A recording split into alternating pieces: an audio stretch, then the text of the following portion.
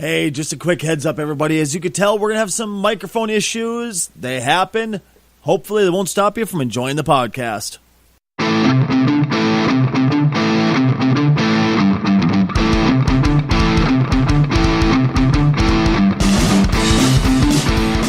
Hello and welcome to the oddest little podcast on the internet. We are the Odd Pod. I'm Stacey Kruger. Who are you boys?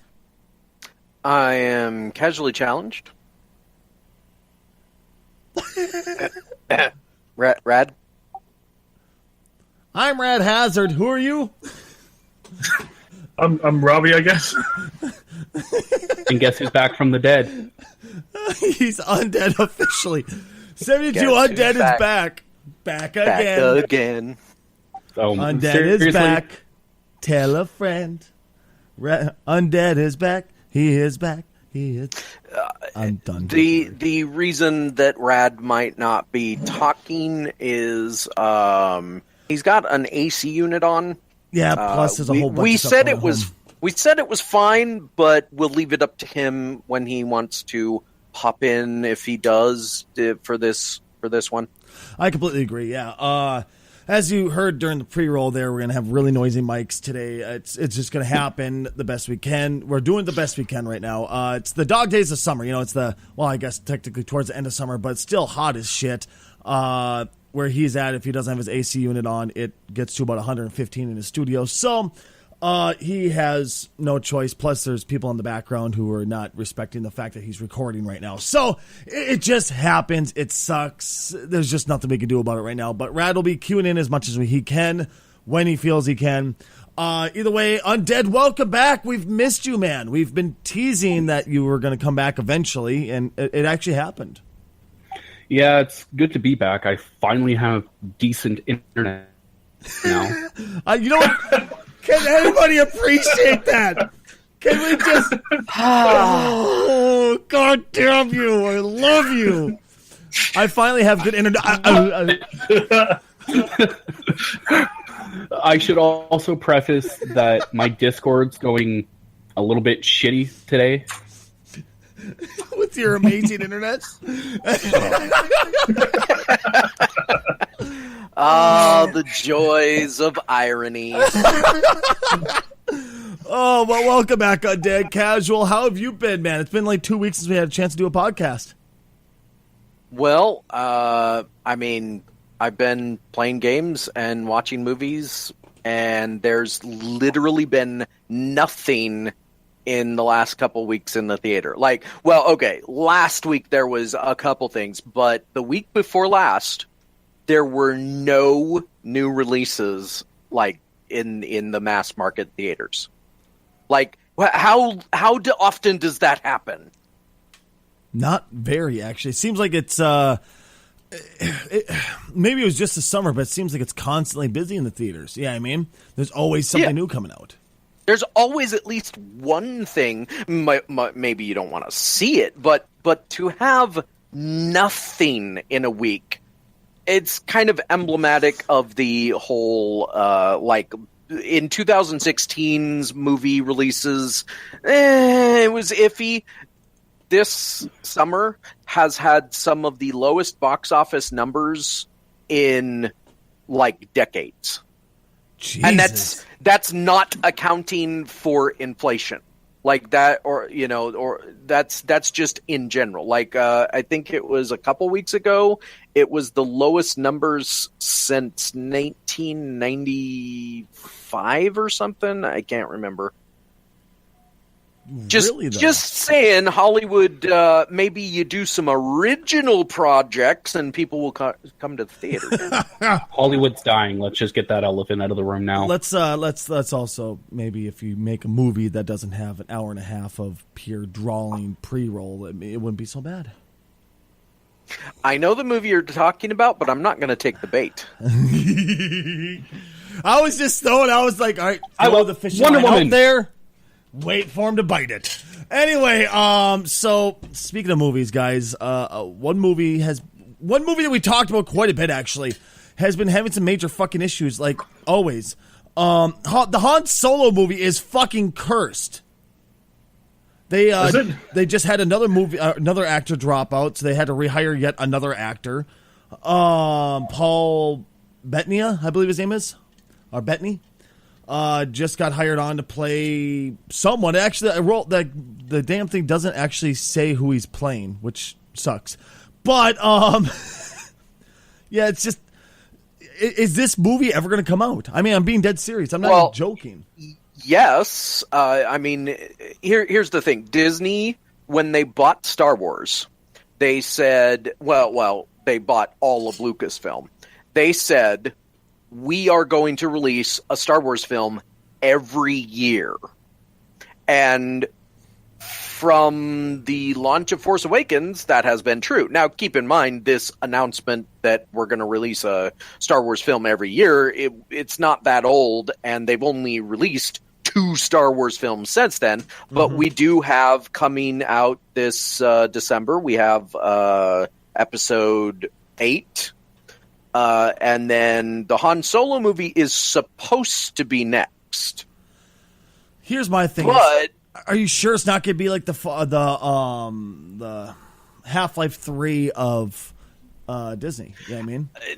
No, because Disney doesn't do that. Like, if they say they're going to do something, they're going to do it. Now, whether or not it's good, that's a whole other story. True. I don't...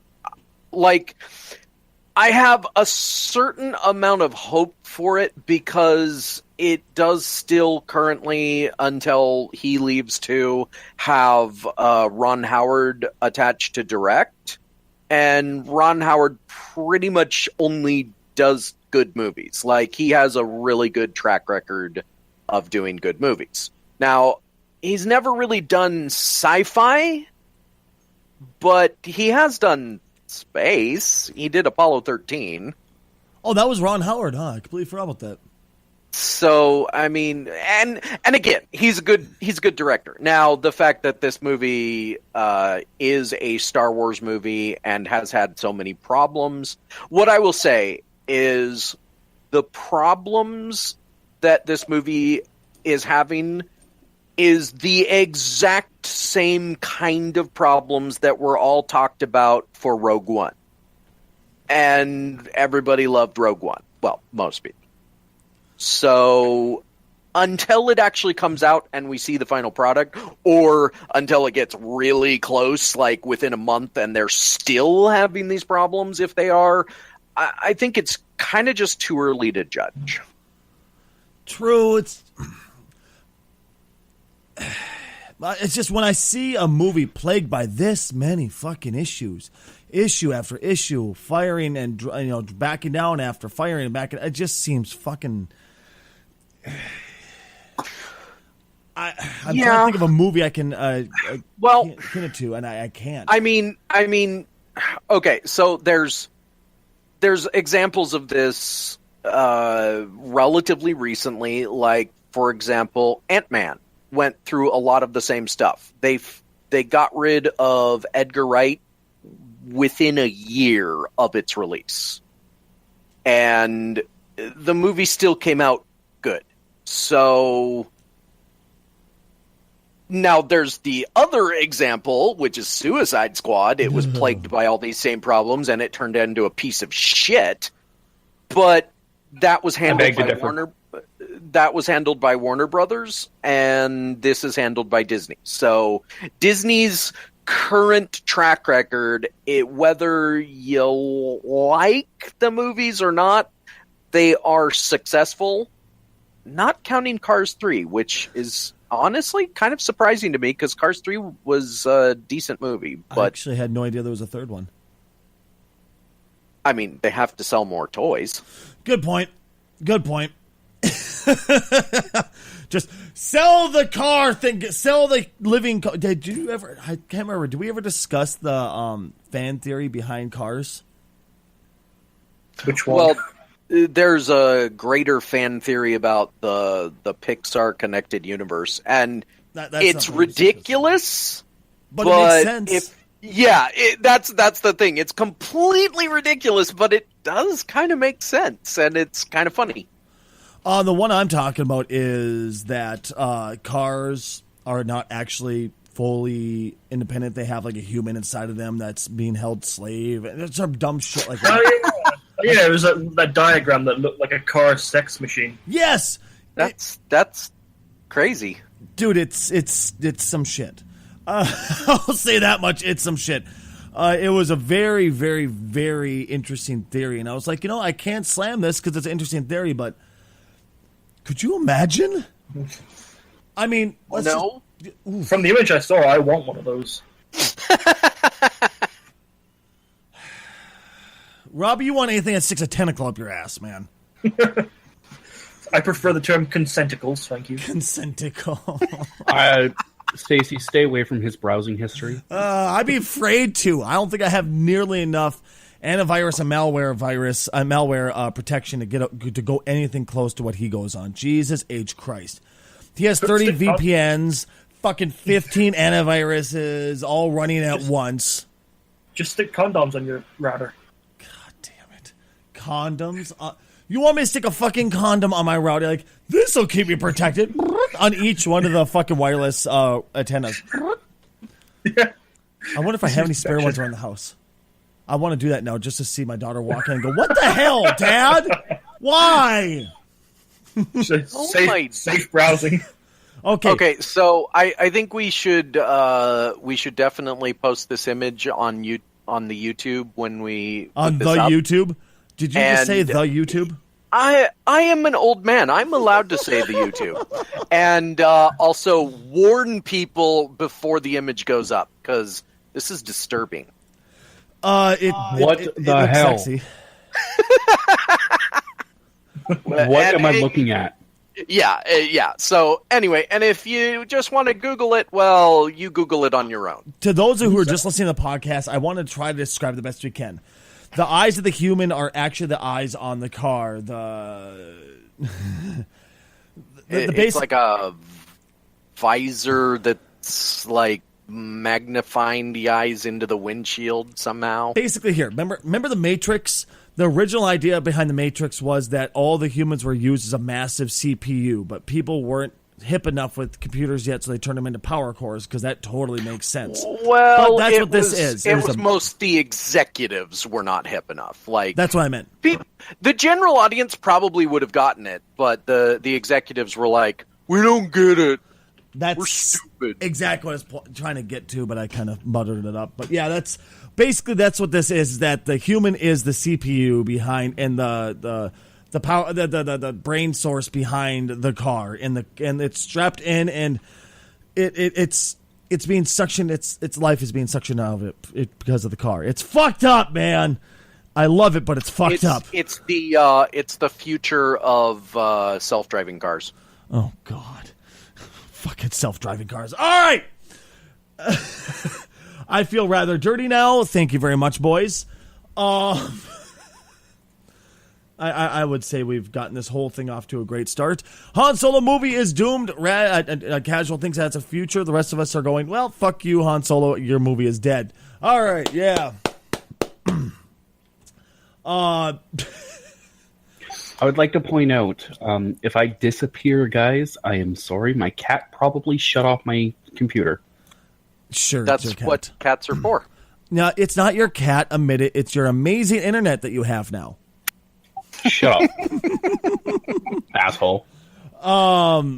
So I'm purposely dodging one topic. In case everybody's wondering, there's one topic that I'm going to explode. And I'm trying to avoid it as long as possible because it's going to be good, but we have to wait. We have to. Casual, there's one particular story I saw that made me think of you. As we know, you do a thing on Twitch. I'm already worried. Well, there's a thing you do on Twitch called casually cheating. And it's just because casually challenge, casually cheating. You love cheating at games. Stacey, huh? Let's just put it out there. He's a dirty, filthy fucking cheater. Makes me feel all warm inside. I know, doesn't it? Okay. Now, before people start, going, "Oh, you cheat at games? What a dirtbag!" I cheat at single player games. They are completely offline. 1 million. It's my freaking game. If I want to cheat, let me also preface this by saying, for those that think, oh, cheaters are just the worst scum, why do developers put cheat codes in their games in the first place? Exactly. Or at least they used to. I actually use Trainers, which is a program that messes with the code. And for those that think that's hacking or whatever, it's also been done since forever. It was called the Game Genie back in the day. They had the Codemaster thing later. Cheating is a long-standing thing that games have been doing for years. Now, game developers have in more recent years, like specifically more recent years, been actively combating against cheaters. The reason is because of online play. And as a person that likes to cheat, I agree, because while there are certain things that I don't think affect other players when you're playing an online game, if you open the door to any kind of online cheating, you open the door to all the online cheating. So my personal view has always been, cheating online, no. But if it's a single-player game, who the fuck cares? Like, Exactly. Legitimately, who cares? And this is the problem, because there are programs, like, for instance, there's one that's very popular. It's called EasyAntiCheat. There's a lot of game developers that use this, and I don't know how it works, because I am the cheater, not the person that tries to combat against, people combating cheating. But basically, it does something to where it makes it extremely difficult to cheat, to use any kind of program or to alter the code of the game in any way. And if it discovers that there's been alterations, then it basically shuts down your game. You can't play it, whatever, not indefinitely, but it'll crash the game basically. And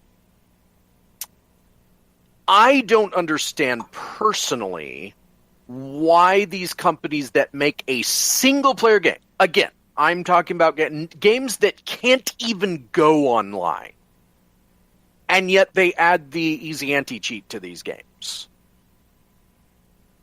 Does anybody disagree? I mean, I personally don't cheat at games. Well, unless you call Minecraft cheating, quote unquote, cheating something in because it was destroyed by illegitimate means. But I don't see why this is an issue. I don't see, if it's GTA 5 and you as a developer don't know how to separate single player from multiplayer, then of course add all the anti-cheat stuff. But sure, and I can, like I said, I can agree that if the game has an online component, and you don't separate the code, well, okay, that sucks, but for a good example, I think it's a good example. I don't know. Sonic Mania just came out. Yes. And I believe that's a single-player game. As far as I know Rad's been playing the living hell out of it. I know he loves it. And it's basically a return to form. Funny how all the good Sonic games are just the side-scrollers. Just putting it out there. Mm-hmm. You're not wrong. Oh, there you are. Cool. So is it strictly single player, Rad? Yes and no. The multiplayer aspect comes from, there's a time attack mode where you do like individual levels and you have like a global leaderboard. The game was delayed for 2 weeks on PC so they could add the Denuvo DRM program to it. Now, for those that don't know, Denuvo is the latest in a long line of anti-cheat programs that try to prevent piracy. Now, what Denuvo does is it checks in online with probably every couple of minutes to make sure this is a legit copy of this particular game. However, for a game that is mostly single player only, why do you need DRM on it? Okay, DRM itself is built for anti-piracy, not necessarily anti-cheating.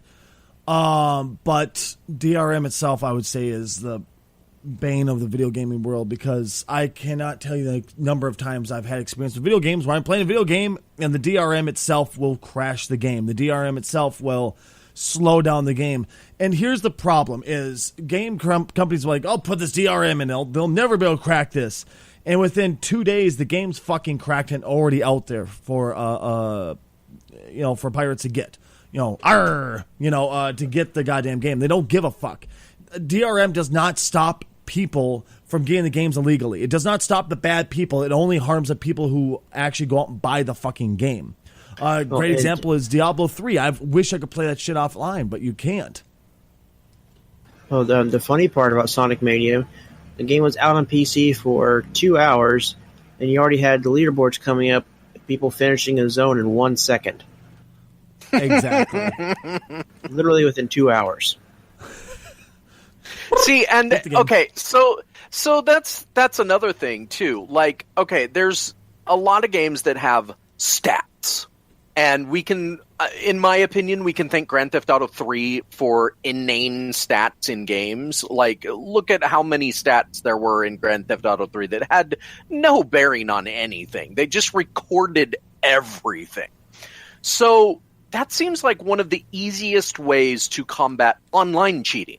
Like, if your amount of money spent in GTA Online is more than the amount of money than you have earned through the various means of earning it, seems to me you might be cheating. You know, I feel like the various methods of anti-cheating are getting overly complex nowadays. Like, it seems like they could make easier ways to like a 1 second time on a zone just doesn't seem exactly feasible. Maybe, you get a time that goes below a certain threshold, you're obviously cheating, your time is not recorded, and have a nice day. I will say, going back to your GTA 5 comment, it's easier and cheaper to have those stats be client side. And client side, obviously, is the way you just tweak a couple of values. Congratulations, you have $11 billion. Now, the solution you're proposing is a server side fix, which means Rockstar would have to have servers just for that information. Which I understand that it would be theoretically a little bit more complicated, but I don't know. I just think the whole issue with cheating gets like very complicated very fast, and I still say my opinion is single player games should allow the player to do whatever they want. I still remember the very first time I watched you play Dark Souls 3. I was like, how are you walking through everything and just slaughtering everything in your path? Like, oh, because I'm cheating. I went, oh? Well, come to find out, Casual had gone through and manually made sure he was not online, period. He just took it offline permanently and fucked with the guy. I don't know what you did. What did you mess with in the config? Well, Dark Souls 3 doesn't have anything you have to mess with. You just what do you call it? Go offline. It had the option to play offline. I thought you actually had to do something else too beyond that. No, that's Dark Souls 1 and 2, and for those ones are kind of easier because with Dark Souls 1, you just never go human, and then you don't ever have online interactions. Yeah, and then you have to deal with all the Souls, shitty health attributes.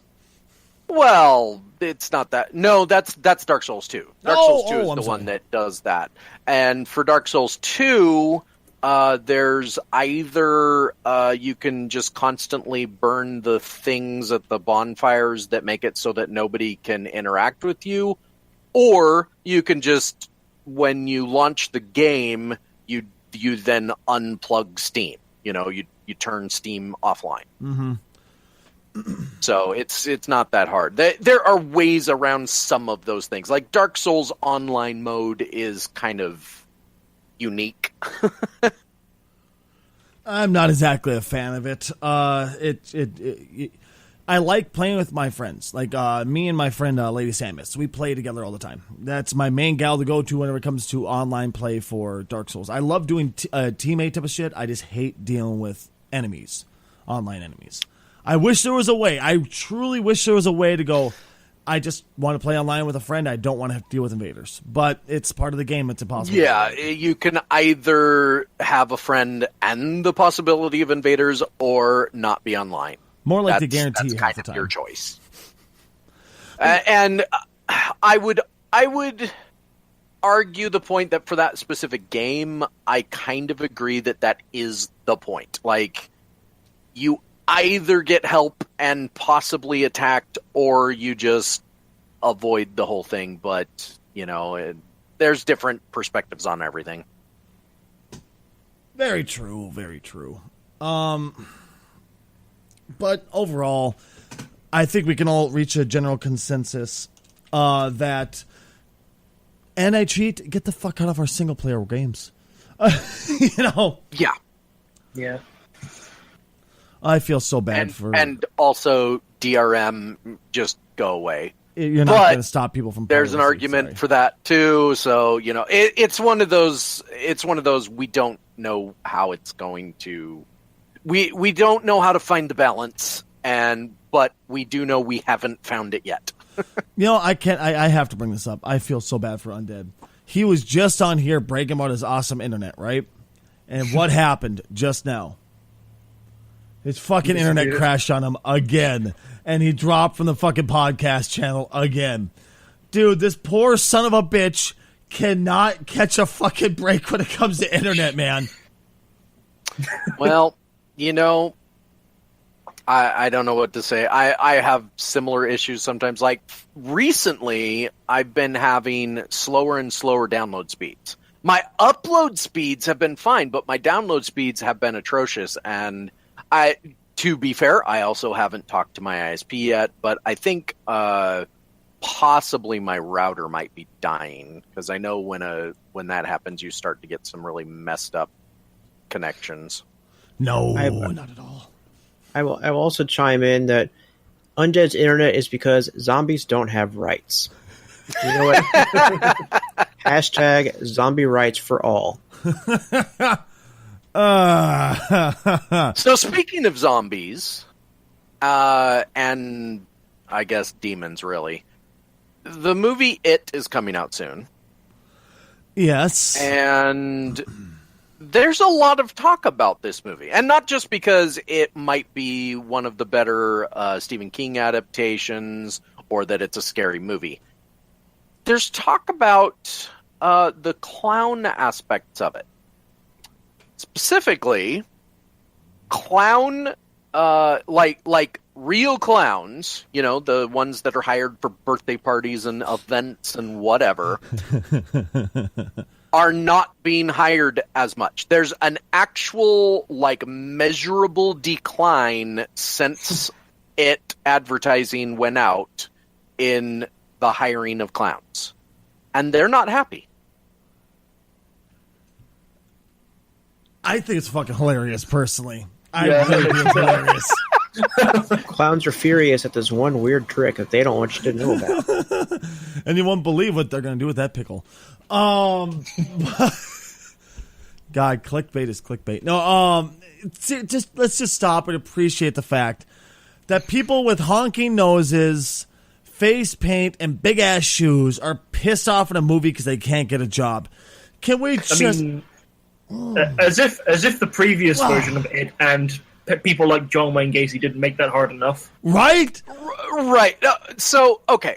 This has happened before with other things. For example, in 1979, I think it was, Jaws came out.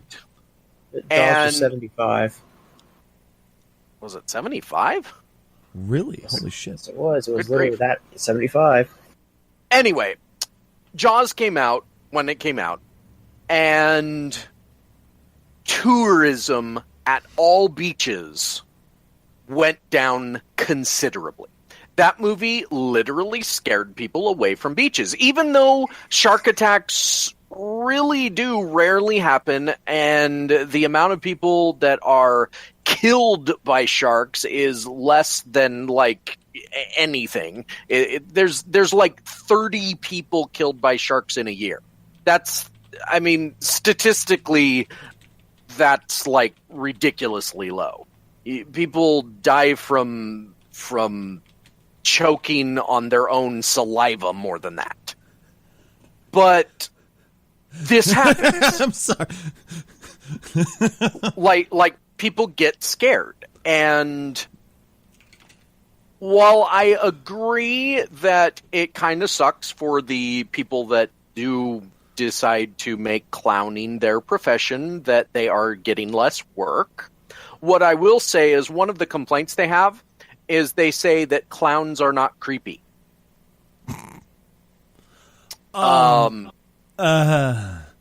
Yes, they are.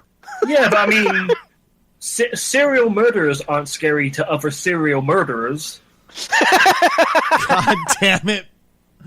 I find it fascinating that Robbie has an interest in serial murderers. I do. In before he find at least 30 hookers in his wall at his apartment. Well, actually, when I was in college, I researched it to the point where my college banned it in the search terms. Jesus, dude. Yeah. Like, were you, like, masturbating to, like, videos of, like, fucking John Wayne Gacy or something? What? How fucking in-depth did you have to get where you were that creepy? The college, like, fuck this shit, we're out. I don't know, I just... This shit, I'm out.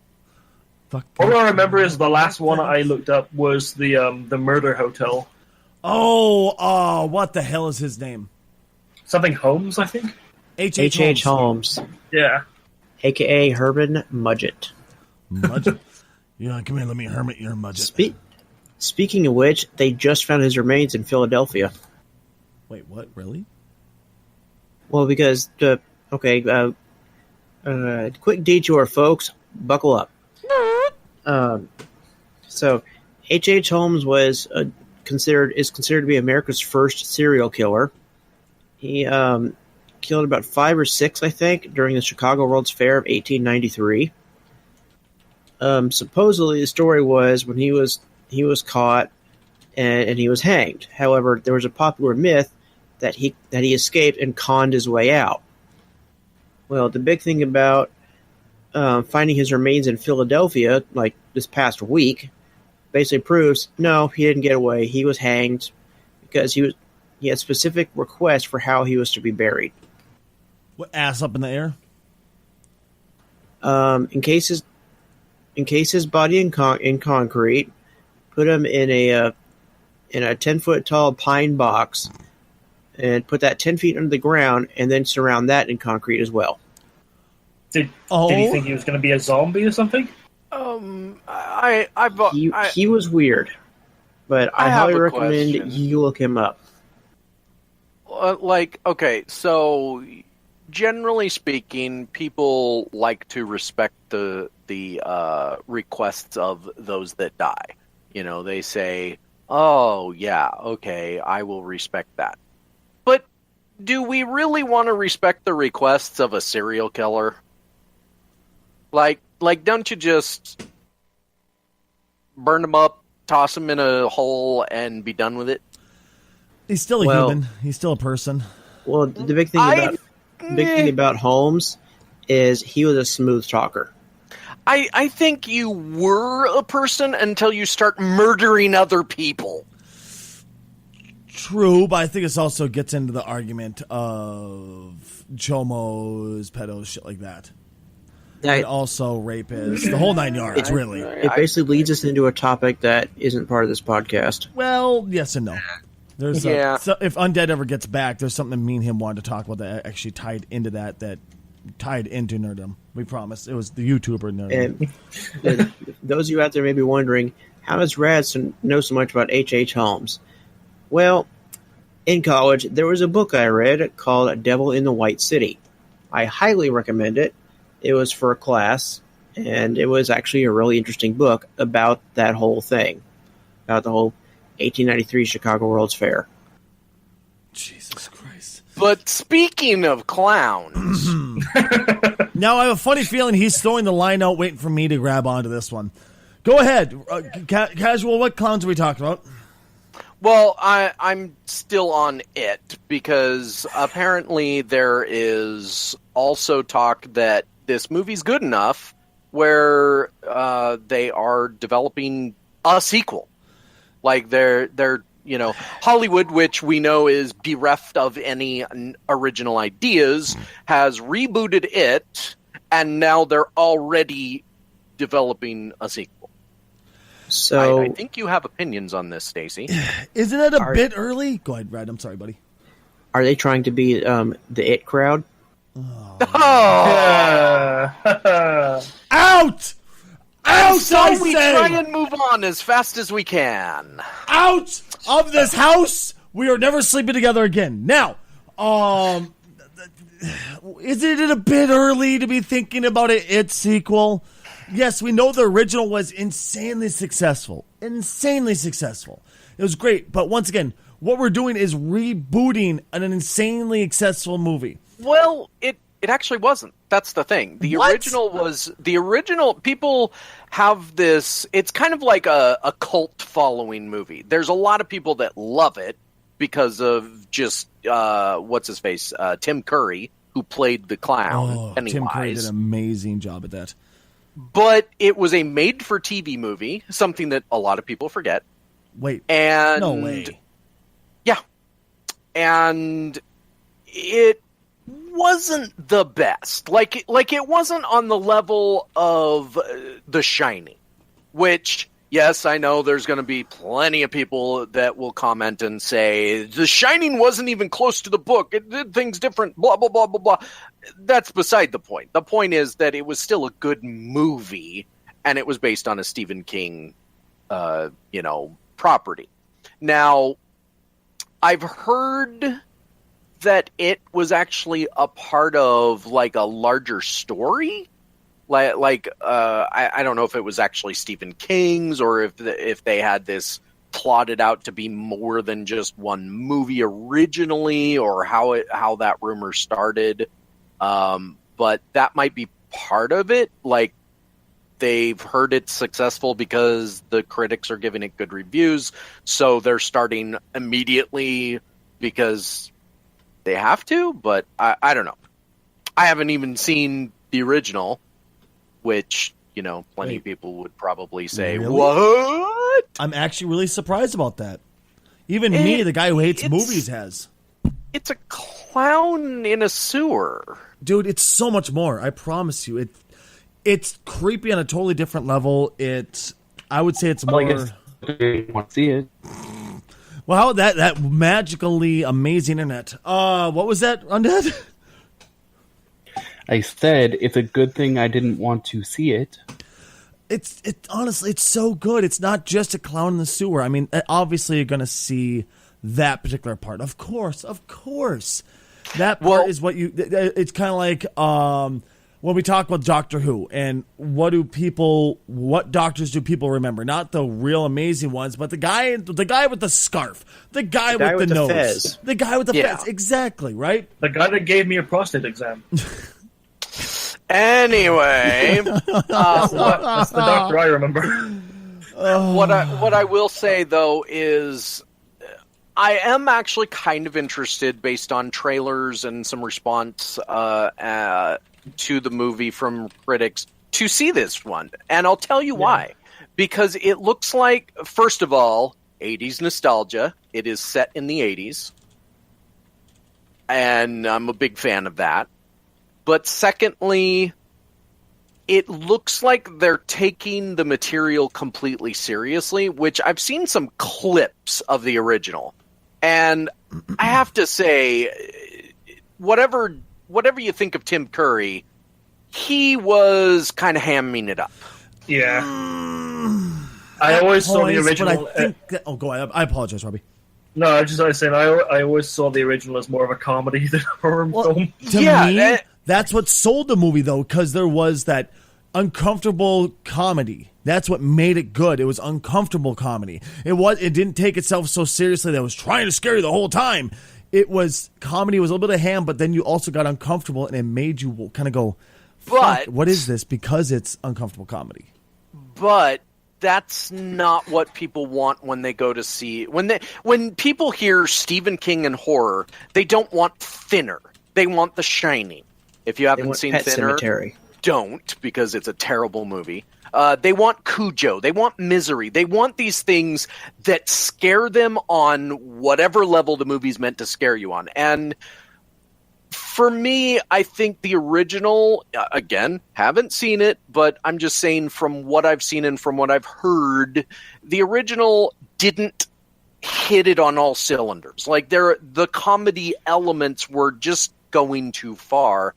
And I think that's where this movie might really work, because they're really, like, the people making this, they are actively trying to scare the shit out of anyone that watches it.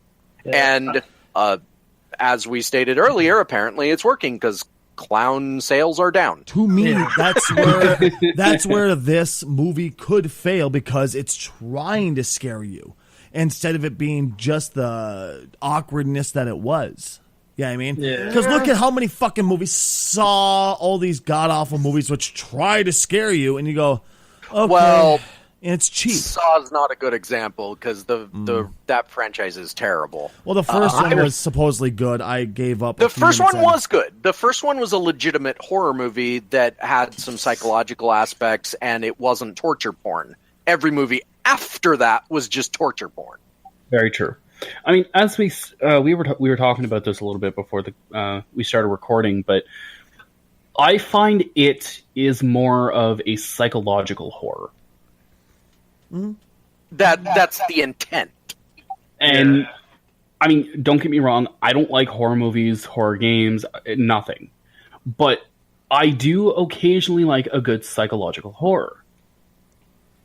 But it has to be a horror movie that really fucks with your mind. And supposedly it, when it comes out, is going to be one of those movies. Yeah.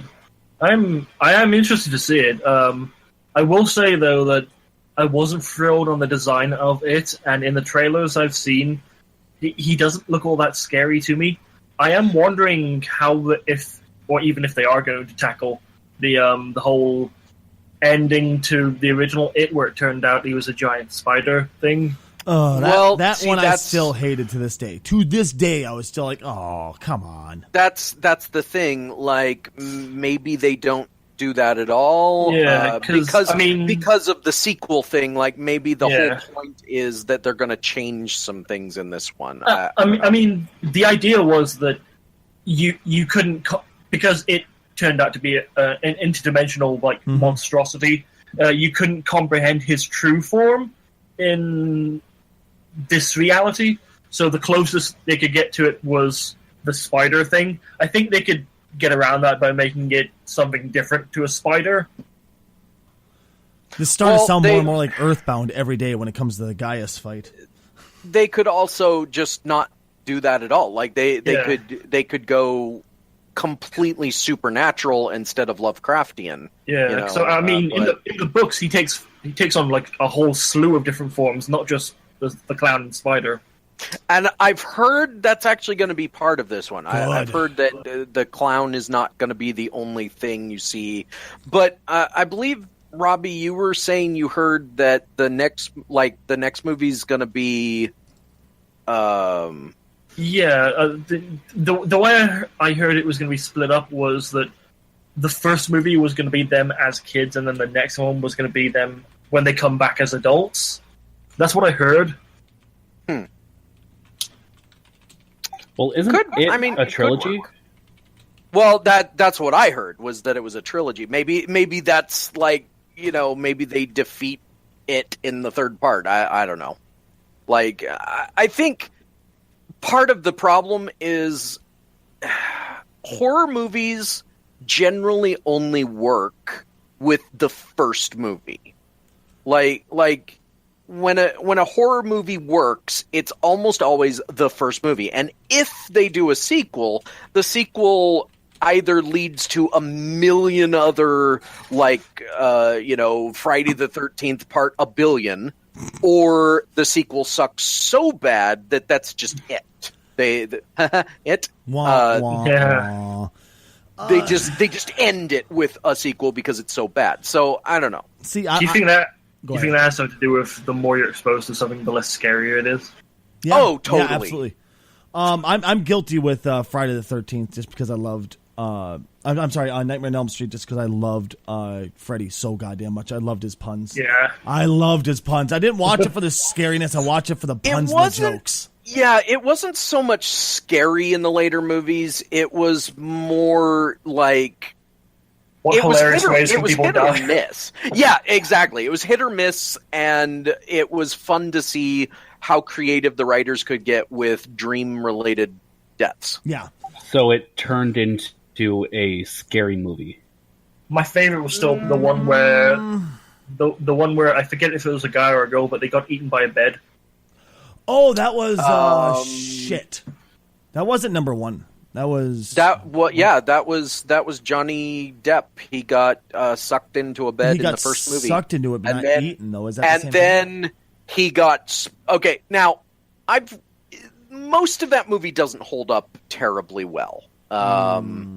It's an older movie. The visual effects are older, but what I will say is that scene still makes me like creeped out because it just like the bed swallows him, and then it erupts in blood, like just fills the room. Now, keep in mind, this is not the dream, this is reality. And when the cops go into the room, just imagine being a cop and going into a room that has an inch of blood in the carpet. Like, ew. Well, maybe it was a really crazy night. I'm trying here, guys. I'm trying. I don't know, man. I'm just imagining it, the cops walking in on that, and then a caption just appears when you fuck her on her period. Oh my god. God, I love you so we much. are sorry to any female viewers or listeners, whatever. Yeah. Anyway. So I love you, Robbie. I don't know where to go from there. Congratulations, you stumbled them. God damn it. When you fuck her on her period. The only one who has that much experience with blood like that is a clown prince of crime. Oh, you finally brought it up, you fucker. Now, So, okay. I'll let you guys go. Please go ahead. I'm just gonna set this up.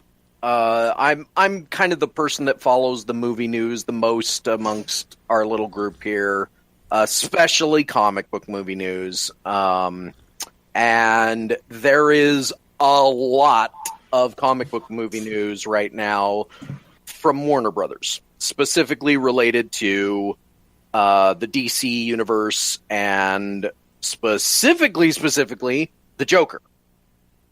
Now, here's what's happened. So, obviously, most people not terribly happy with Jared Leto's Joker. That's saying it nicely. So, yeah. So, Warner Brothers... I say they're wrong. has announced a number of things, one of which is that they're going to do a solo Joker movie. Like, not a part of the DCU is what I mean. Like, it's going to be a separate movie that doesn't have anything to do with Man of Steel and Batman v Superman and all of that. It's just going to be a Joker movie. The problem, they're talking about it being a Joker origin story. Okay. But didn't we get that in Suicide Squad?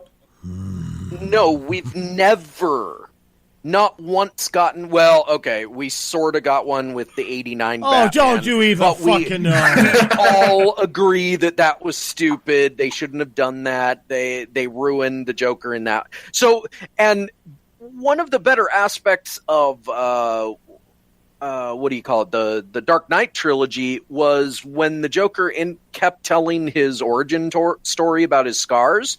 He kept changing the story. I loved it because of that, dude. It was perfect. And to this day, I'm still going, well, fuck, which one's real? Or were they all jokes?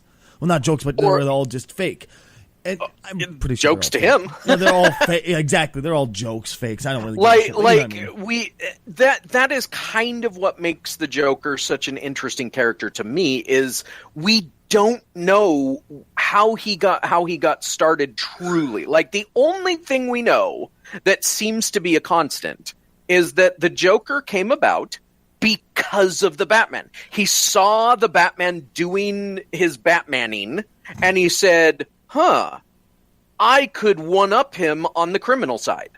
I could, Batman basically created the Joker in the sense that the Joker's just a psychopath that said, I want to see how crazy I can get. His goal is to break Batman, is to cause Batman to break his only rule, his one big rule, which is never to kill.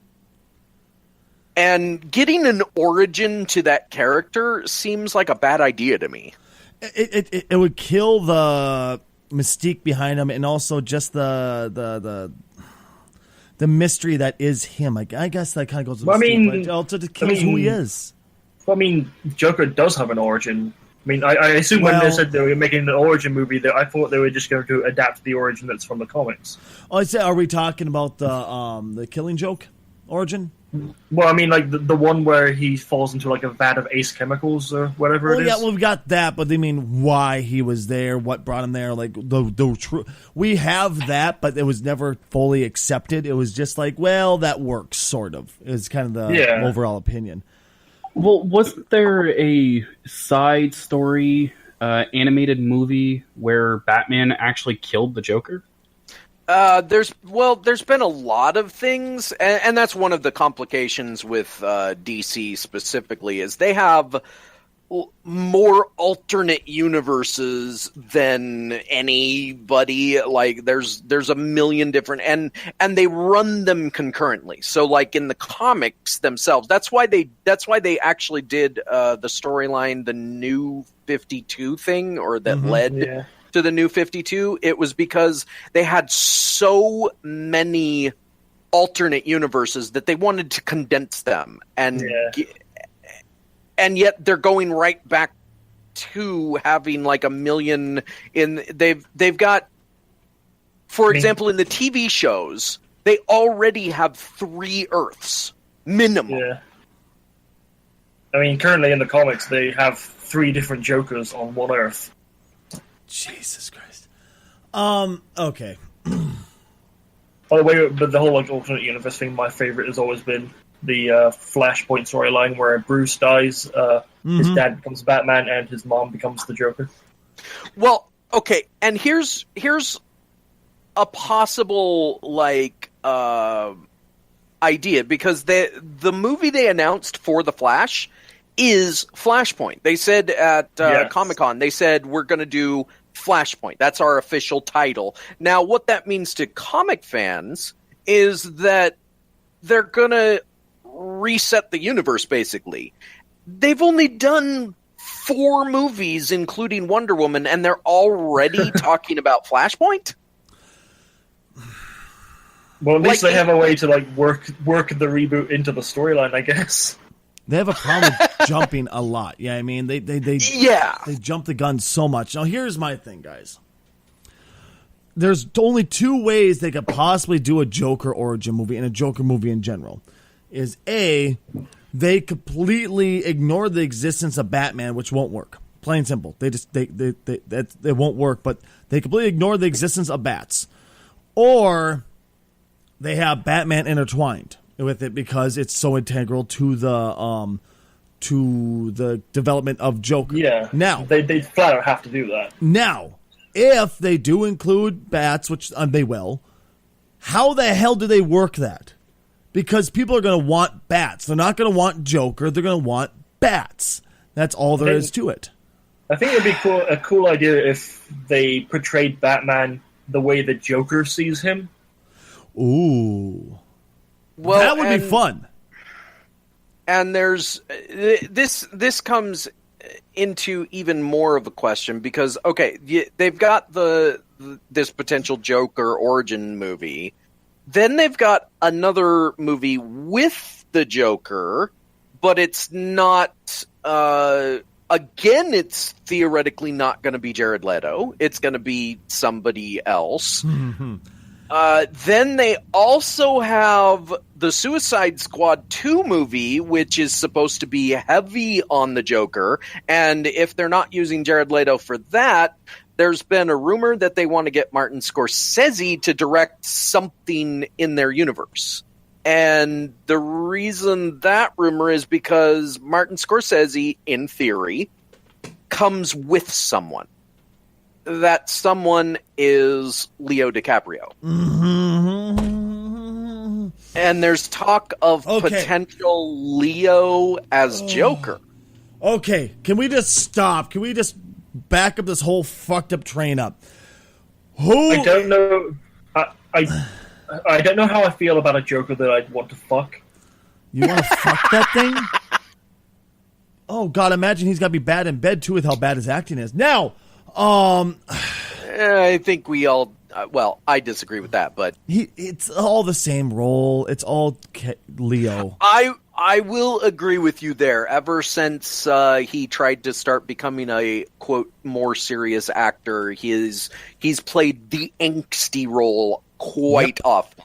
That's the problem. I will agree with you there. That's the main reason why I'm worried. Because I don't want to see, the Joker playing Leo. I want to see a character acting the Joker. Okay, but consider this, and I know you're not a huge movie person, but consider this for a moment. Leo has won his Oscar, right? Yeah. Now, there are a couple different paths that actors take after they win an Oscar. They either go for the next Oscar, or another route they take is they do whatever the fuck they want. And they start expanding their acting, hopefully. The third route is the Nick Cage route, where they just go insane in every role they take. And we're not sure why he does it, but there's still an Oscar caliber actor in there. We just don't know what's going on with him. It's just I when I think of Leo, I just don't think of Joker. I don't think of someone who's crazy enough. I think of someone who's fantastic at drama shit. Like he can make for fuck's sake, guy. Robbie just posted a picture of Leo with Joker paint on, and he just looks like an asshole. Like I was talking to Pink. That's from Django, I think. Funny thing about that, I was just talking to Pink, and I was like, could you imagine that Leo is a Joker? Well, what about Django? I said, don't you even bring that dog shit in here. No.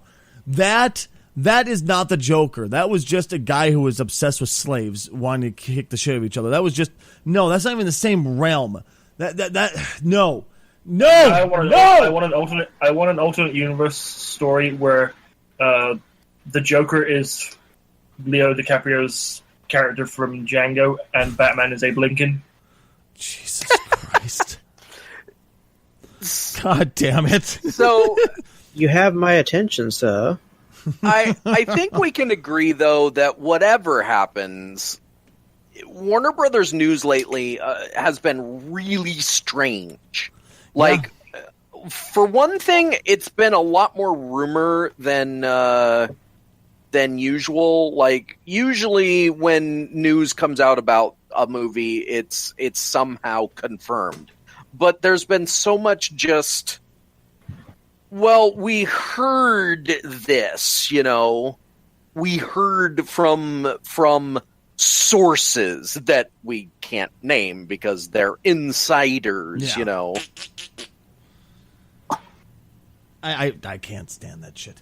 I hate that we can't name them because they're inside sources. We don't want to lose them. Fuck you. It's John from fucking accounting. Fuck you. We know who it is. Well, and the second part that makes that strange is often when a particular source reports on something that isn't true, the very next thing that happens is the studio comes out and directly refutes it. They say, no, that's not true. We're not doing that. But Warner Brothers has not come out against or for any of this news. Please just let me live in a world where they don't consider Joker fucking Leo as the goddamn... Just let me live in this world where I don't have to worry about this, okay? Please. But don't you want to see a Martin Scorsese-directed Joker movie? That would be awesome. If it involves Leo, then no. I'd rather burn it at the pike. No. Okay, hold on. All I can think was the Office. No, God, no, please, no. What if he's not the Joker? What if he's somebody else? Not Batman, because that just doesn't work at all. Ugh. But what if he is like Two-Face or Two-Face or Scarecrow? What if he's somebody we haven't seen before? Stop. Ooh. He would actually do. Ooh, he would be a good Scarecrow. Think about it. With the Django thought process, where he was able to pull off that. You have my internet, and that's how he. Ooh, I have a stiffy. Leo DiCaprio Scarecrow. Stacy will be in his bunk. Yeah, I like that. I like that thought a lot. Because, I mean, we haven't gotten a good Scarecrow yet. I mean, you could argue the Dark Knight Scarecrow was okay. Dark Knight is about the best we're going to do for now. Unfortunately. But he was a shit Scarecrow. I didn't like him. He's the only Scarecrow. Stacey, you just want Leo to inject you with his fear toxin. Oh, injected daddy. Oh, God. Oh, Robbie, we'll be in our corner of shame. Let's go. Nothing witty, casual, nothing witty at all. Nothing, Rad, nothing. I mean, he's actually washed himself with Gojo or like that orange shop scrub right now. Like, can't get the filth off. Oh, I mean, I've got a sheen of filth from this podcast since we started it many moons ago, so I can never wash it off. Thank you, Robbie. So, as you both go to your corner, sure to tell each other, let's put a smile on that face. So, okay, now there's another story related to the Joker and a favorite character of Stacy's, which is the Batman. Mm-hmm. Now, first of all, let's just put it out there. There's like a million stories about the Batman, specifically related to Ben Affleck. Is he? Isn't he? Is he? Isn't he? At the end of the day, honestly, we won't know until the Batman actually gets made and comes out, because nobody is saying anything.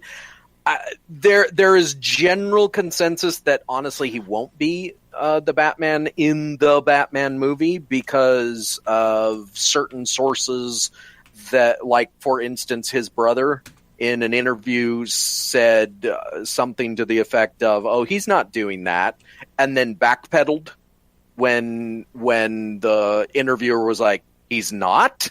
He was like, "Oh, well, I mean, I don't know for sure. He's your brother. I'm pretty sure you talk." Anyway, Right. But that being said, there's one story that kind of interests me, but I'm also a little bit worried about.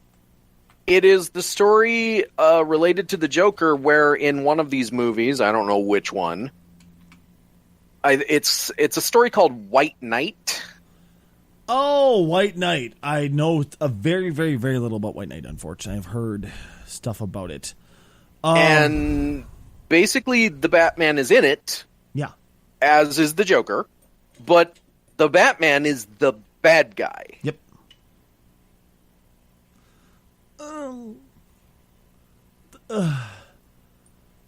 Thoughts? Opinions?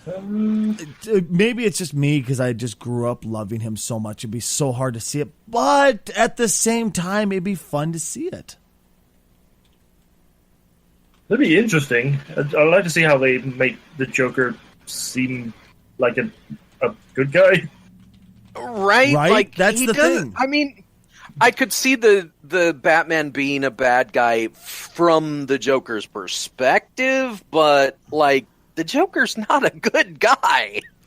He kills people. Ooh, guys, remember how they were going on the internet for a while saying fidget spinners were dangerous? Oh god. I can confirm it just now. I have one on my desk I like to putz with once in a while just because, it's a fidget Stacey, spinner. I told you not to spin those on your dick. No, it has something to do with that. I picked it up and it slipped on my fingers because it's really sweaty in here and it hit me right in the balls. Oh, God, it took my breath away, actually. I feel Proof winded. that nut shots will always be funny. Oh, God, it hurts, guys. Jesus Christ, it hurts. Whew. Anyway, sorry. Oh, fuck. That brought a tear to the eye. Whew. Oh, anyway, White Knight. To see how they're gonna twist Joker to being a good guy would be fun. It'll be entertaining. But to see someone who I love dearly because of how true he is to his code fall, that's gonna be sad in a way. It'll be interesting. It'll be a great read, but it'll be sad. Yeah, I mean. Speaking of White Knight, the Joker has a name in that one. His name is Jack Napier. Wasn't that the one from '88? Yeah, that was the one Yes, that from was '89. that was a 89, sorry. Nicholson name. I don't like that. I've never liked that. I've never been a fan of that whole idea. Wasn't that like the name that that he just made up on the spot? It wasn't actually his real name. See, this is okay. So there is a comic book lore that goes that Bob Kane, who created Batman, also was at least partially responsible for creating the Joker. Mm-hmm.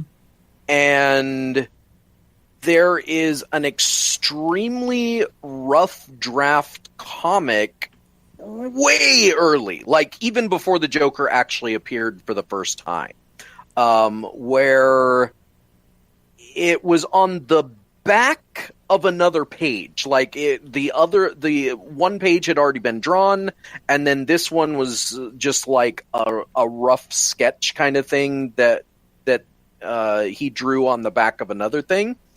And it has a clown character who is talking with criminals, like henchmen, and getting ready to do something bad.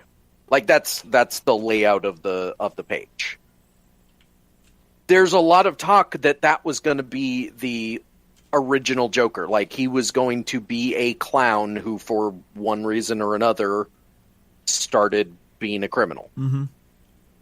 And my question is this kind of came up somewhat recently, like maybe a couple years ago, that they discovered this old art. My question is, has all this Joker origin nonsense maybe spawned out of that? Like, does Warner Brothers and DC think that we want an origin? Maybe. I mean, Maybe for some reason. it would be weird for them to start thinking about what we want now. Right, dude. I don't want an origin. I like Joker the way he is. I mean, if they decide to do the Killing Joke, I'll take that any fucking day. I love the Killing Joke. I mean, as in a live action Killing Joke, or Yeah, use I know that. what you mean. I love the Killing Joke. I mean, I know a lot of people really hated the animated Killing Joke that was created. Really hated it. And I loved it. It was fucking awesome because it was just dead to the book. Well, they added small things. The second half. Yeah, well, the first half, yes, I'll admit, but I enjoyed the first half quite a bit, honestly. I thought it was good. Did you like the addition of the whole Batman and Batgirl romance relationship? Yeah, well, that's always been there. It's always been omnipresent, and they just never really drove I it home always saw with it that, as personally. I always saw it as more of like not quite a father-daughter relationship, but like an Really? uncle-niece. Well, I always never saw it personally, but that's just maybe me Well, reading too because far into things. maybe because I always saw her, like Batgirl as being so much younger than Batman. Well, that, and she's the commissioner's daughter. I mean, Yeah. that's kind of creepy. Yeah, Like it's like Like I It's pictured like her being dating- the same age as like Tim Drake. It's like dating your best friend's daughter. Yeah, it is kind of. Your best. Let me rephrase. Your best friend's teenage daughter. Like.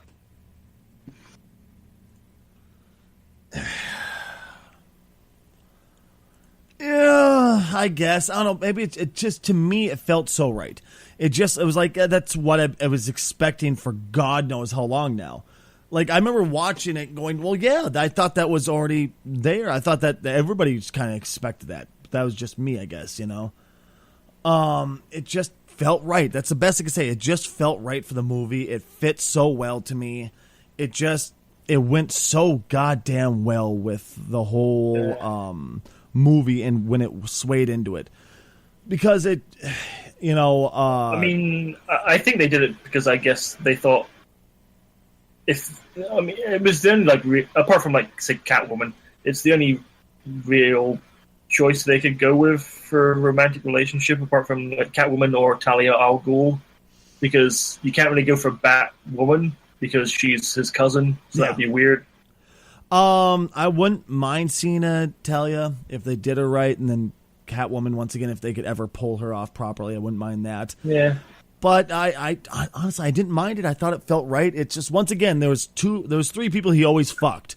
Catwoman was always just like, wanted to fuck her, but he wouldn't fuck her. Talia, they had a kid. Batgirl, it was always it was like the awkward sexuality that was always the awkward romance that was there, as far as I always read it personally. Yeah, but that awkward romance always made me think that Batgirl had daddy issues. Which might not be too far from the truth. Yeah. Yeah. I don't know, but yeah, once again, I loved it. I loved it. I God damn it, I talk too much about Batman, don't I? I really talk way too much about Batman. Okay. Yes, but at the same time, everybody talks too much about Batman. That's why Batman's so popular. Yeah, plus, Stacey, if there's one place you can talk too much about Batman, it's here. You got a point. Got a very good point. But I would like to move on to some video games real quick, or at least pseudo video games. I know we never talk about video games. So we know there's a huge trend of AR games coming out. In case anybody doesn't know what AR is, it's augmented reality. Hence Google Pokemon Go, Garfield Go, now Walking Dead Go. Wait. Garfield Go? Yeah. What the fuck does that even involve? I didn't even... You walk around and hunt for Garfield in your house. And he goes, warmer, colder. Oh, my word. That would be annoying as fuck. Yes, is it Bill Murray saying warmer? I wish it was Bill Murray, because it actually would have been decent. But no, it's just some half-assed Garfield.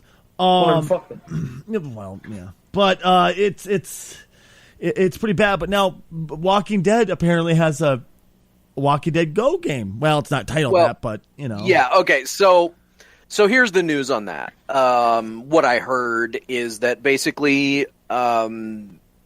I don't know who specifically owns it, because Walking Dead is owned by different people. I'm not sure if it's related more to the show or the comic. You know, there's lots of weird things revolving around that. It's not going to be called Walking Dead Go, because, come on, that would be dumb.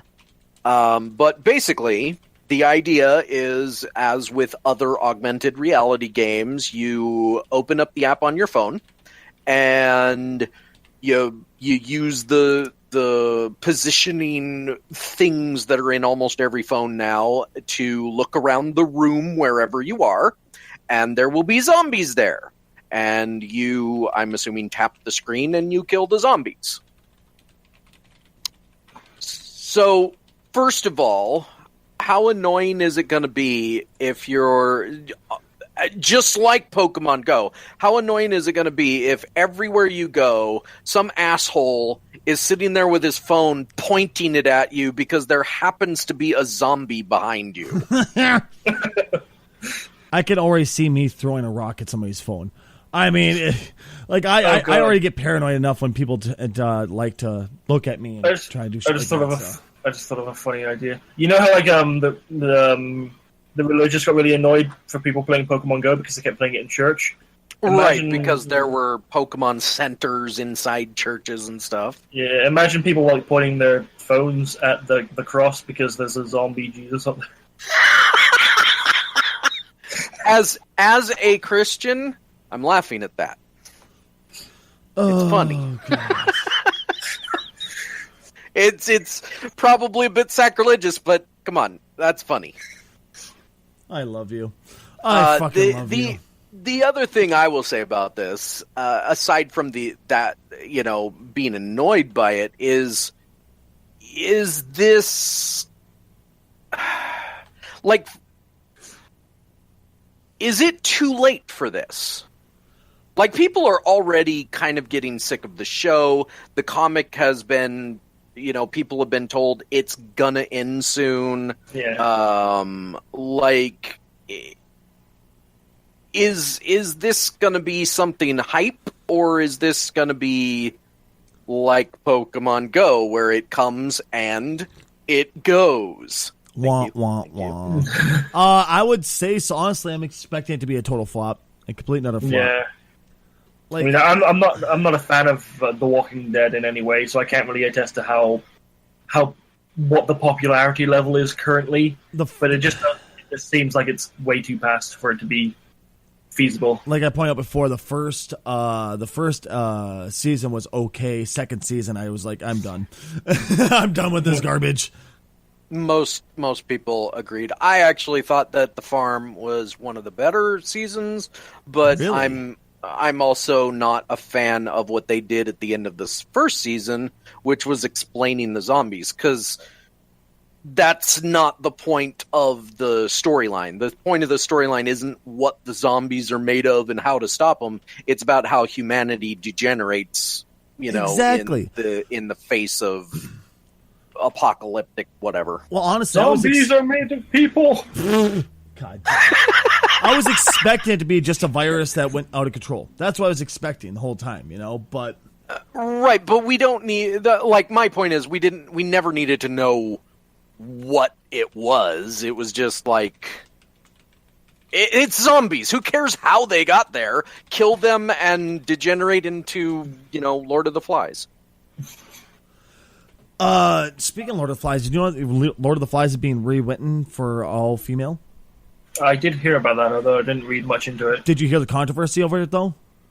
I heard that there was a controversy. I didn't hear what the controversy was There's about. always going to be a controversy when somebody does It's being written like by men! How dare they! I guess I would have guessed that people were pissed off because it was going to be all female. I don't give a flying fuck, and most people don't, especially in the modern day, but they're pissed off that two men are writing it for all female. That's, I'm just like, come on, really? Is that what, are we looking for reasons to be pissed now at this point? Yes. Yes. But here's what I will say. I have never read the book. Apparently it's one of those things most kids read when they go through school. Mm-hmm. Some schools actually ban it. It's a very controversial story just in general. I have seen the movie though, and that is some pretty harsh drama. It deals with issues related to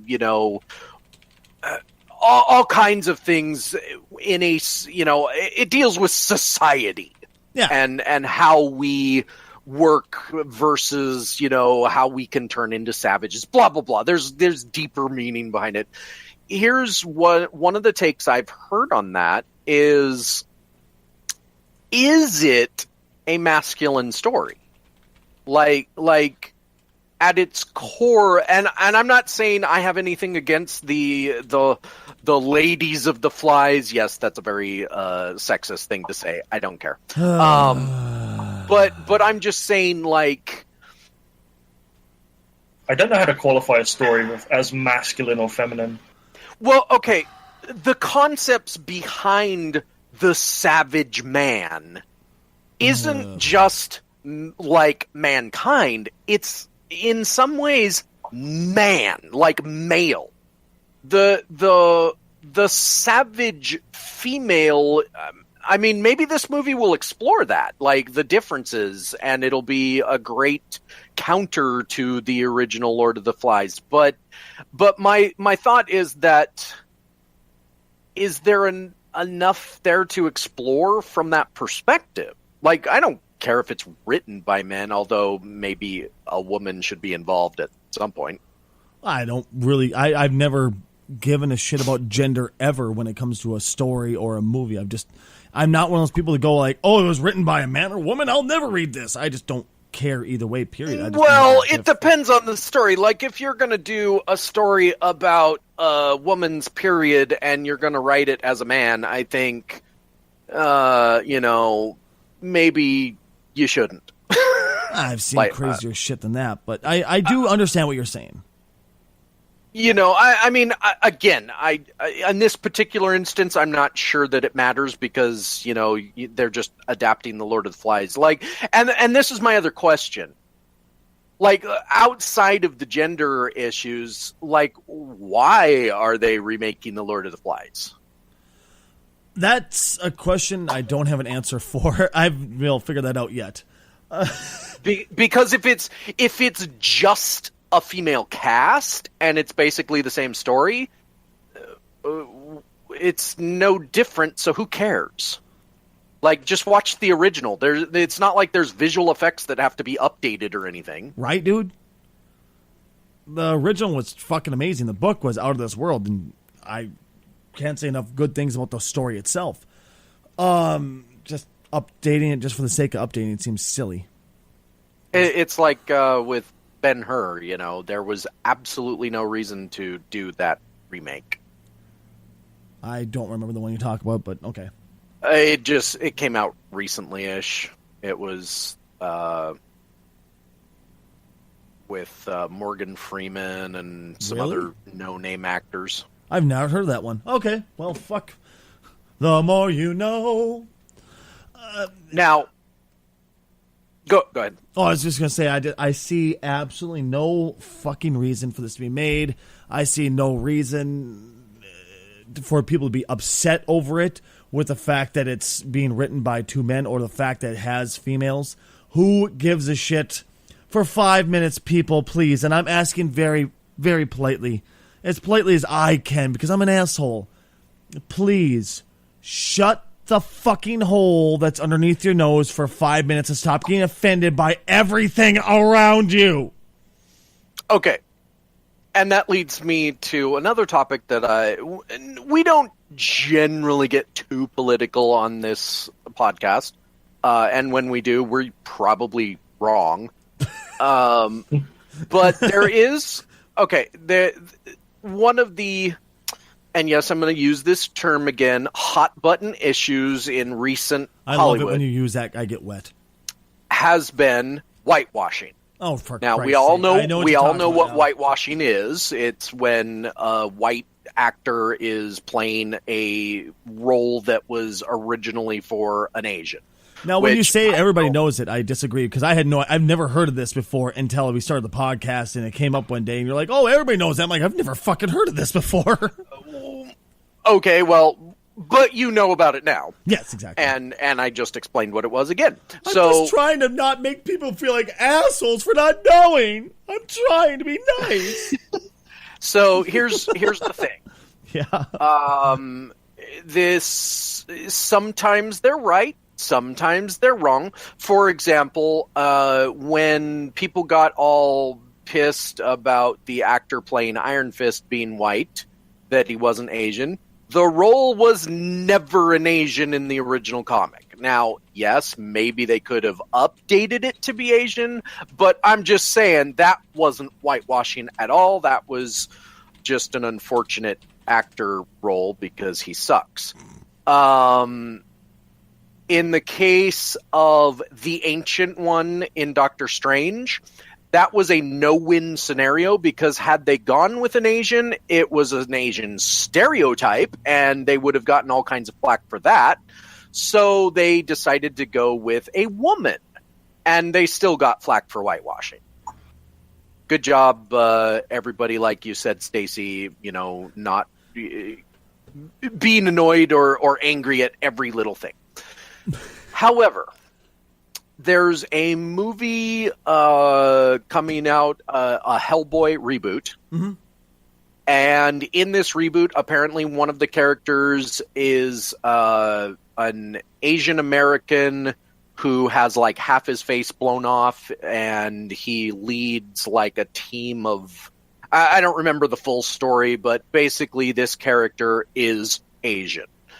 And part of his background, he kind of has to be Asian because it deals with like World War II, I think, and Japanese involvement and all sorts of other stuff. So it's not like a role that you can Nick Fury something and change him from white to black or whatever. Mm-hmm. Also, I just want to go on record and say for those that say, well, how come nobody flips out when a white character gets changed? Because we're white, and let's face it, there's been a lot of issues. But I do get pissed when it comes to something that's actually integral, like you pointed out. Nick Fury, it didn't fucking matter. Nick Fury could have been any race, but see, when I first heard about this story, about the supposed whitewashing of this one, I had no idea that I knew nothing of this character, so I didn't know that. Most people don't know, but it's become kind of interesting news. And I think the reason I wanted to bring it up is because I would like people to look at this and say, yay. Because what happened was Ed Skrein, or Skrine, I'm not entirely sure how you say his name. Mm-hmm. He was the bad guy in Deadpool, the British villain, I believe is how he was listed in the opening credits. He was cast as this character in Hellboy. And he did some research, as an actor does when they don't know the part. And he found out that the original role was an Asian character. And he left the part. He said and he made it very public. He said that I'm leaving this role because I found out that the part was for an Asian character, and I want them to recast it as an Asian. I just looked up who the character is going to be. I'll be honest with you, I've read Hellboy comics for a long time. I didn't know this character was Asian. Really? They go into his backstory a few times, and he's like I can't remember. His scars come from like World War II Japanese. Yeah, I remember that he has I think it's a leopard god or a panther god inside of him. I don't remember that part. I know that he is Jaguar not spirit, a fan of the BPRD, which gets really comic book nerdy about that whole Hellboy thing. But yeah, so here's the thing. Now, the alternate side of this is that some parts of Hollywood are saying, well, we didn't cast an Asian actor because there's no Asian, quote, stars, right? They want, like, somebody that they can count on or whatever to do the role. Mm-hmm. Here's the problem with that. Hollywood makes the stars by casting people. So it's kind of, in a way, circular logic to say that there's no Asian stars. Well, you have to actually start casting some Asian people. Right, dude. I don't know. I think this is kind of one of those first steps, and it's a good first step where an actor has become officially involved in this whole political mess and said, yeah, let's try and turn things around. And before Jackie Chan is the fucking star for every goddamn movie now. I hope not, because he's not a good actor. He's not. He's fucking awful. He just knows how to throw himself off of walls really well. I haven't seen Jackie Chan in anything for a long while. Like I didn't see the remake of Karate Kid. Wait, there was a remake? Yeah. Yeah, it was set in China, and it didn't have anything to do with karate, but they still called it the Karate Kid for name recognition. Oh. Exact same story, though. like, you know, Oh. Danielson and stuff, and the whole thing. They even have the... It had Jaden Smith in it. Oh, God, it was Yes. doomed from start. He's actually not that bad. He's not good, but he's... I would say he was comparable to the original actor, because I don't think that guy was very good either. Well, I think the way that the original actor and Miyagi bounced off each other was good. That's about it. Yes, I would agree with that. That's what made that movie. You couldn't have kept the movie good with just a shitty-ass actor like that kid. The original kid from Karate Kid looks like he grew up to be Raymond for everyone else. Everybody loves Raymond. God damn it. Yeah, I could see that. Let's see here. So we often hear guys say to ourselves, do we really ask for this? Or in general, who asks for this? Arc was just finally released as complete edition, right? It's finally full release. It's really not that put together. It's still a bit broken because game companies are game companies, but apparently they're putting together a live action show for it. Really?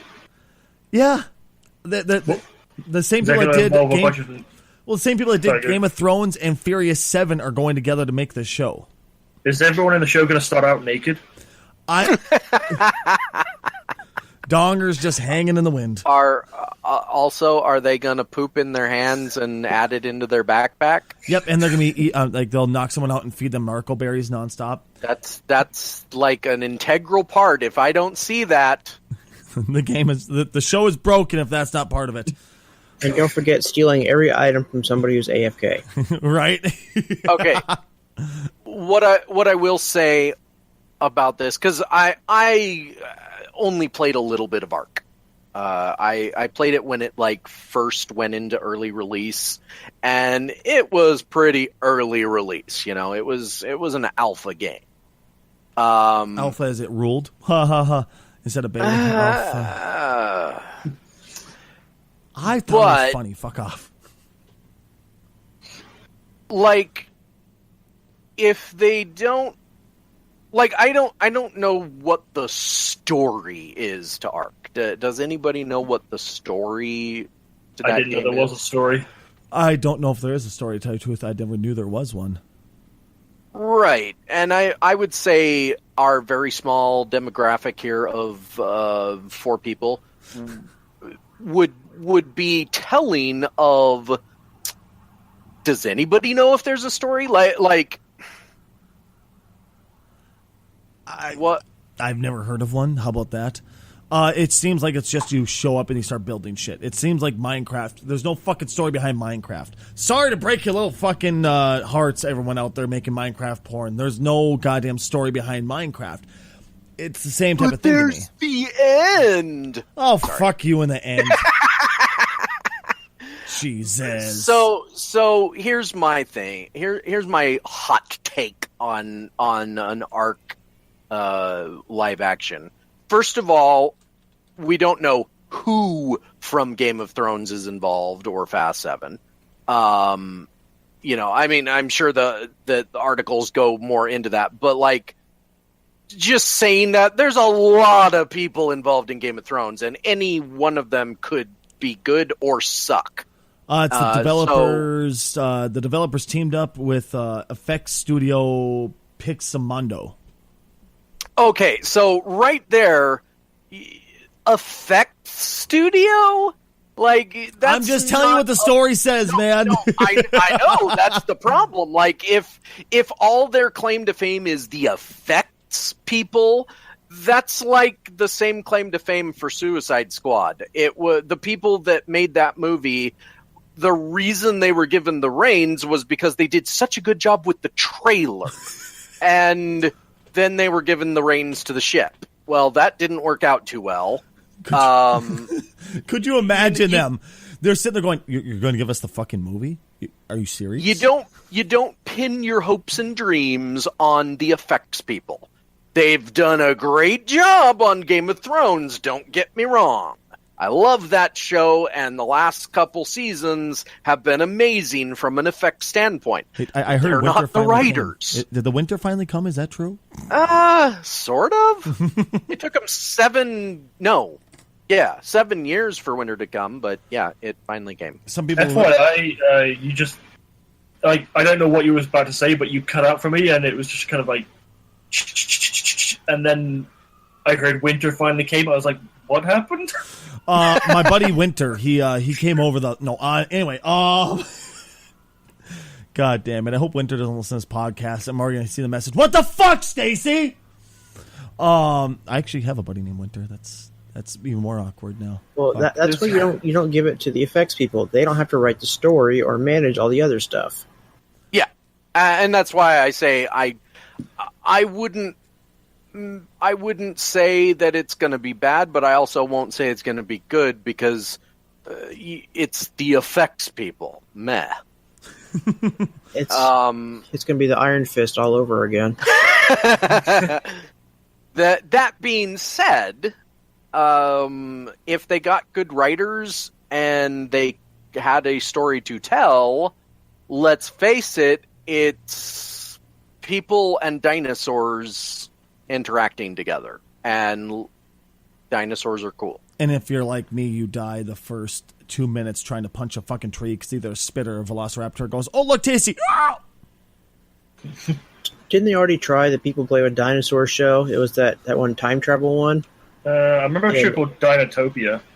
It got canceled after like 1 year. Oh, yeah. Stacy knows it was that time travel one. I know what you're talking about. I can't think of the goddamn name. You're not talking about Land of the Lost, are you? No. No, it was a TV show. It was a couple years ago. Sci-fi, wasn't it? Yeah, though I think it was Dinotopia. Yeah, if it was Dinotopia, that was it all kind of depends on like how they handle it, but I don't know. I kind of don't have any faith in it because we have yet to even have a single movie that's been good for video games. So the show was called Terra Nova. Oh, I heard of that one. Are you trying to say Super Mario wasn't a good video game movie? I don't know if you need to try that. That was oh god. On this video game movies, I want us to actually sit and think. I want us to think of one that was even mediocre. Give me one mediocre one. There's two that I would consider good movies, but they kind of don't. They're kind of video game in name only. One is Silent Hill. It's a decent movie. I'm not going to say it's the greatest thing ever, but it's a decent horror movie, and it had an interesting premise. The sequel, not so much. And the other one is the first Hitman movie with Timothy Olyphant. I know there was a Hitman movie, actually. It was there were two. Oh. The second one was awful, and the first one was decent. Again, though, it was Hitman in name only. It was a good action movie that happened to use Agent 47's name and the Hitman title. Yeah, and the one that I can think of, I don't know if it even counts. While it is a video game movie, it's not based on a video game, and that's Wreck-It Ralph. Oh, well, yeah. Sadly enough, that's actually one of the better ones if you want to look at it that way. Yeah, but it's not based on a video game. It kind of has its own original story and characters. Yeah. True. Very true. We have yet to get the good video game movie. I would say... But yes, Wreck-It Ralph is awesome. Fuck, what would be a good one? Jesus Christ. Mortal Kombat. Oh, I'm sorry, I got a little violently ill there. I mean... I have a soft spot for those movies. Or is it a hard Mortal spot Kombat because of looking? Mortal Kombat's good camp. Yeah, it's great campy, but it's not a good movie. No. Speaking of great campy, the Street Fighter movies. Oh God! Oh, good Lord, no. Yeah. That's not even good camp. That's just a terrible. If we're talking movie. about good as in video game for name only, I would say at that point Resident Evil, because it was only name only. The first one. The first one. I just love the guy that played Gomez in the Addams Family as M. Bison. Oh shit! You're right. Raul Julia. The worst part for Raul Julia, he was a good actor. Yeah. And that was his last movie before he died. Yeah. No, was it? Yes. He died I think either the same year it came out or the year after or something, and that's his last role. Fuck. Like how can that proves to me that the cosmos has a sense of humor. Right. Well, try this casual. Bob Hoskins. Yeah. He was in Who Framed Roger Rabbit. Yes. Oh, the detective, correct? His Yes, last he movie was was also- Snow White and the Huntsman. Ooh. He was also Mario in Super Mario Brothers. Oh, god damn, you're right. I forgot about that. Mario and his brother Luigi Mario. Oh my god, that movie was so bad. Oh, I want to kick myself in the groin every time I think about it.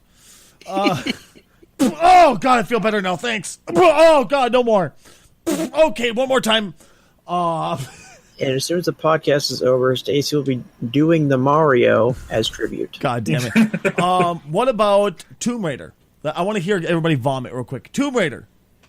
Okay, One. Tomb Raider was not a good movie on any level.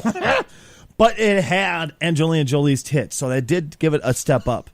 I want a super realistic version of that movie where she has triangle tits. It was that's the thing. It didn't even really have her tits. It was her. I mean, yeah, it sort of had her tits, but it was PG-13 tits. So What has this podcast turned into? We've the gone same back thing to it middle always school, does. everyone. It needs a scene in the movie where you make her swim in the pool and then angle it right so it looks right up her ass. Well, that's That. why Tomb Raider succeeded, was because a bunch of horny teenagers went to see it because they couldn't see real tits, and this was before the internet was the way you did that. Oh, god damn it. And with that, I think we are good for today. Real quick, I just want to touch on it real quick. Everybody's opinions on Nintendo getting sued over the Wii and losing the lawsuit. Hilarious. Right? Still in dispute. Well, I mean, the Get back first to me in 5 years. the first one was lost. I'm not saying that they're going to lose the appeals, but at least the first one was lost. And they lost the first one. Thoughts, anybody? That's my thought. It's still in appeals. The news has reported the current situation, but whether or not they're actually going to have to pay anybody is still in debate because it's still in appeals. You know, everybody. Oh, go ahead. It's $10 million. Nintendo said, here, have our round-off error. We don't care. Right. Well, here's the thing, though. Here's the biggest thing. Is this a trend for Nintendo? They got sued over the Wii for taking technology that wasn't theirs, according to this lawsuit. Now look at the Switch, taking a technology that was already patented and putting it into their system. Is this a trend for Nintendo, taking shit that's not theirs? Okay, I have to clarify the Switch part. They did not take technology that somebody else made. It's somebody who made something for a tablet and saw a window of opportunity. Well, I mean, the basic design and everything that is the Switch is that, though. That's the thing. It looks identical. It works identical. No, it was the other thing was here's your iPad. Okay, now you have like an entire. It goes inside like a little box type thing with controllers on either side. Mm-hmm. So it's almost like it's a case that the tablet sits in. It has controllers on the side. Oh, absolutely. The Switch is the controllers literally attached to either side of said Switch, which is tablet sized, and you can take them off. And the Switch doesn't have like a special case for it to sit in. True. Honestly, it just stinks of opportunity to me. Like, oh hey, we can make a buck. That I don't disagree with. Go ahead. I would say my general opinion is that of the whole thing is that this is rich people trying to get richer. And at the end of the day, I don't give a fuck because I'm not going to see a dime. It's rich people trying to take over rich people's money. Yeah. Rich people having a money fight. Money fight! When I hear money fight, all I can think of is them getting into a ring and bitch smacking each other with fucking stacks of $100 bills. I can't remember. Was it? It was either The Simpsons or somebody. They had a money fight where they took like bundles of hundreds and threw it at each other like snowballs. I think that was Mr. Burns and Smithers. God Yeah. damn it. All right, guys, it has been a podcast. Thank you very much for swinging in, each and every one of you, for listening to. I'm Stacey Kruger. Who are you boys? I'm Robbie. Undead is unfortunately dead again. Yeah, unfortunately, his internet is dead. That stellar internet of his is dead. I am clearly not it. I'm Red. Oh, God. I have no quippy response. I'm casually challenged. Thank you so much for swinging in today. Thank you so much for tuning in and listening to this podcast. You are fucking amazing. Remember, without you, we can't do it. And maybe, just maybe, if you're interested in supporting the podcast, you could do it by going to our Patreon. It's patreon.com/The Odd Pod Podcast. That's 2 D's on the first pod. Not the second pod. First pod only. I love you guys. Take care of yourselves. We'll catch you very, very soon on the flip side.